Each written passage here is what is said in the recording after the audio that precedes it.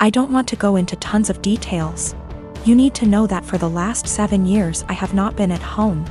And during this time my 2 brothers and sisters were still living there. While I was at home, our stepfather abused us mentally and physically. We lived in crappy houses that were covered in real garbage, including animal feces, absolutely everywhere. I haven't heard from my little sister since May. I'm pretty sure she was told to cut contact with all of us. We are her older siblings.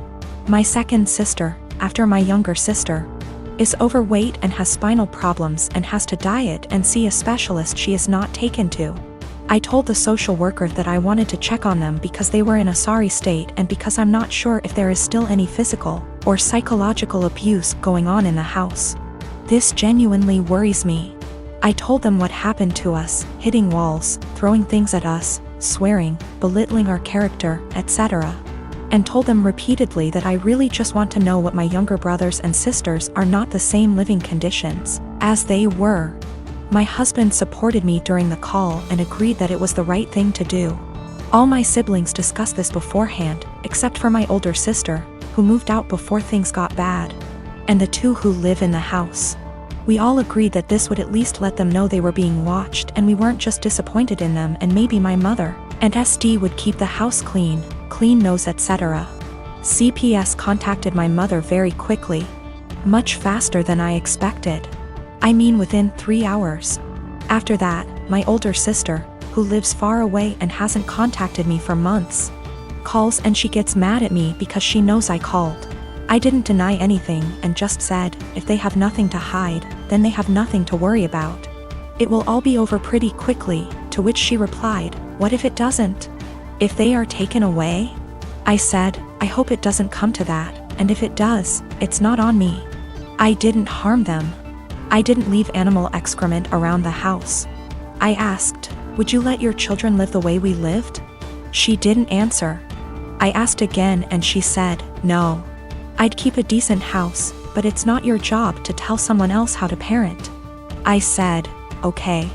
So, if that's all, why did you call? I think we're done. She told me that we all need to get over what happened to us and move on. She left long before the violence started and she wasn't around, regardless of my personal experience. I can't help but feel like I did something wrong.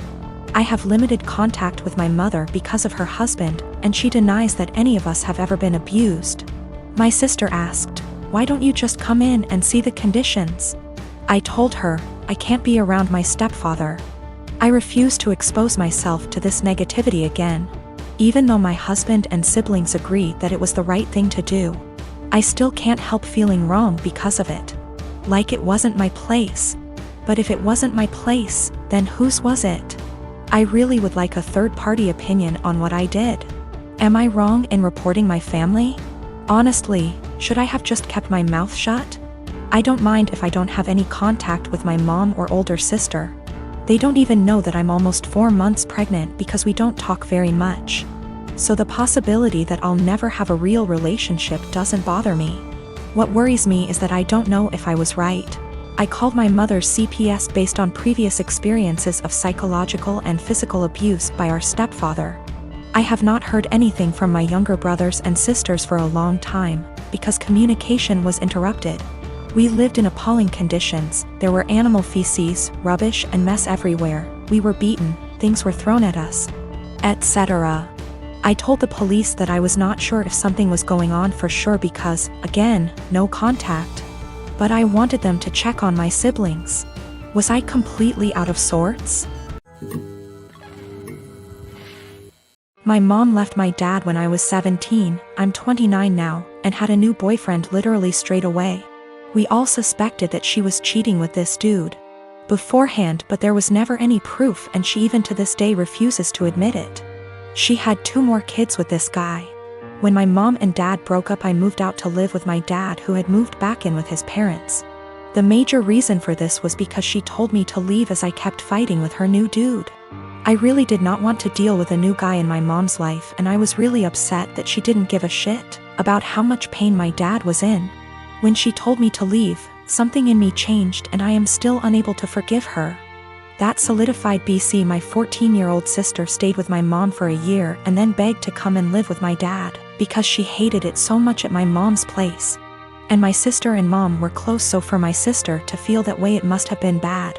Since I was 18, my grandparents kept pushing me to start a business. I liked to tinker and had built a few specialized tools for a niche construction industry that my dad was in, and they saw potential in me. They gave me a lot of money as an investment. Actually, their mortgaged their house, that's much they believed in me, and basically, I majorly lucked out and managed to land some national contracts at 24 that turned into more than a few millions of dollars over a few months when the business boomed. The profit trajectory has risen since then, and basically, I'm living a life I never thought would be for a schmuck like me. I moved my dad, sister, and grandparents out to the East Coast a couple years back, and we've started a new life. I am surrounded by people who see and saw the best in me, and I'm grateful so much. I was seriously messed up after my mom blew our family apart. For the last couple years or so, my mom has been on my case to reunite with her. She is getting increasingly more insistent that I go visit her and her boyfriend and kids, and keeps trying to guilt trip me, because my sister has a much more privileged life now and my younger two half-siblings don't. She keeps telling me that even if I don't forgive her, I should look out for the kids as they're innocent in all this. She made her bed and she can lay in it, but the guilt eats me alive sometimes. I just can't forgive her though. I am a 19-year-old man. On Thursday, a person I had a major crush on in high school, but who rejected me, messaged me out of the blue. She had never contacted me without my contacting her first. And at one point I realized she had me blocked on social media, and so I found it odd that she was suddenly being friendly.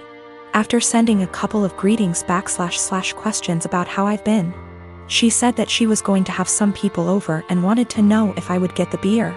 The drinking age where we are is 19, and she and the people who were going to chill were all 18. The liquor stores in my area all card. I thought it was silly that my being a month older meant I could buy liquor and they couldn't, and so I said I would love to go.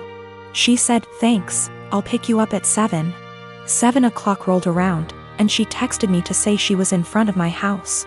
I went out dressed and ready to chill with some people, and she drove me to the liquor store. When we got there, I asked what beer she wanted me to get, and she told me to get Budweiser.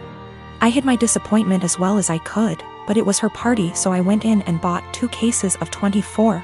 I got back in the car and said, "Let's party," and she was eerily quiet. I noticed that she wasn't driving towards her neighborhood, but rather back towards mine.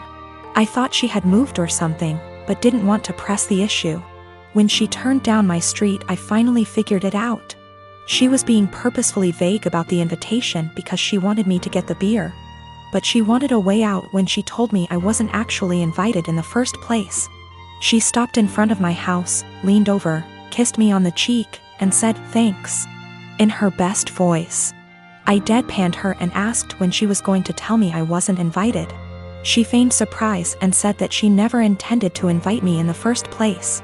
I sat in silence for a long, awkward minute, picked up the beer, and walked towards my front door. She got out of her car and frantically tried to re-invite me to the party, but I told her that what she did was the most humiliating thing that ever happened to me. I opened my front door, slammed it a bit too hard, and came back to my room. I am a 16-year-old female. I used to have a good relationship with my mother. That has since crashed and burned since she dated and married my stepdad, Gary, 6 years ago. Gary treats his son Ian, 19 male, like he's the center of the universe and expects my mother to as well, so she does. Anything Ian wants, Ian gets, and that usually comes at the expense of me. Ian wanted my room when they moved it. I was forced to go to another room to make the transition easier for everyone. Ian wanted a car for his 16th birthday. I didn't get braces for another year. Ian wanted to go on an expensive trip for spring break. I had to give up volleyball to make it happen. Ian wanted to have his side of the family over. I was expected to find somewhere else to be, since I wasn't family. My mother just went along with all of this and acted like it shouldn't affect me at all. My dad was overseas for a long time, and we used to FaceTime, and he was so upset by what he was hearing. He's home now and he's offering to have me come live with him. I'm not seeing a reason not to go, and so I told my mom I wanted to go live with my dad. She predictably freaked out and asked why I'd want to do that and said that we had such a good relationship. She didn't understand how this came so out of the blue. I told her that we haven't had a good relationship since she blindly decided to follow Gary's lead and give Ian anything he wanted, and it always came at my expense. My mom tried to argue, so I said I also wanted to leave because she let them kick me out of my own house because I wasn't family. So I was going to go live with someone who was. My mom started crying and said she wouldn't let me go. So I told her that my dad was willing to go to court over it and I was old enough to be able to say where I wanted to be. She's been a crying mess since I told her, and Gary is being a jackass about how awful I'm being. He was. ING at me about how terribly I'm treating them and how I'm not thinking about them at all. I asked why should I. He never thought of me when he was taking things from me to give to his kid. I said let's face facts here, you don't care about me, what you care about is losing the child support you spend on your son. He sort of went slack-jawed and I walked off. My dad said my mom called and threatened to take him to court, so he said he'd see her there. Now she's panicking because she realized he is planning on taking her to court over this. Mom and Gary of course think I'm the asshole for making things hard for everyone. But my dad and grandparents say to leave and never look back.